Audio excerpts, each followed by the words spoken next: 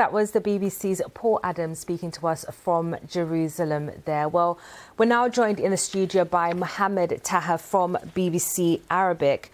So we have this first Israeli strike, direct strike on the Houthis in Yemen. How are the Houthis likely to respond?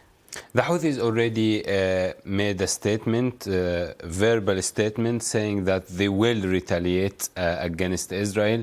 And apparently they have the capabilities. We saw a few days ago how they managed to strike Tel Aviv, killing a person and injuring others. They said they will retaliate. And it's very interesting to see how this regional war will develop. Now this war is formally a regional war. Israel is striking the Houthis and Yemen, which is 2,000 kilometers or more, 2,000 kilometers apart from Israel.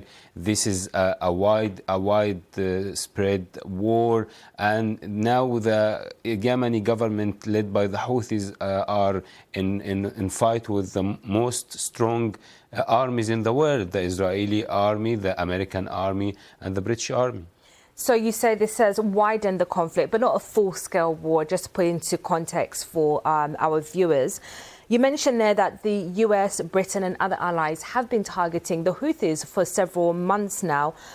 What impacts have those strikes had on the Houthis' ability to continue carrying out strikes in the Red Sea, but in other parts of the region?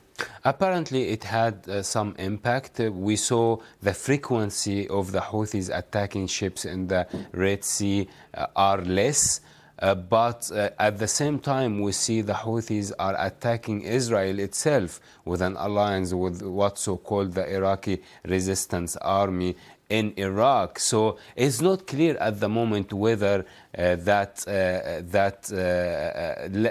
less attacks on the ships on the Red Sea is from the British and American attacks, or that they shifted the attacks towards Israel itself. As we can see, this war is getting really widening, and the core reason of that is the situation in Gaza and the lack of reaching a truce that can provide peace and humanitarian aid for the civilians in Gaza and returning the hostages back to Israel.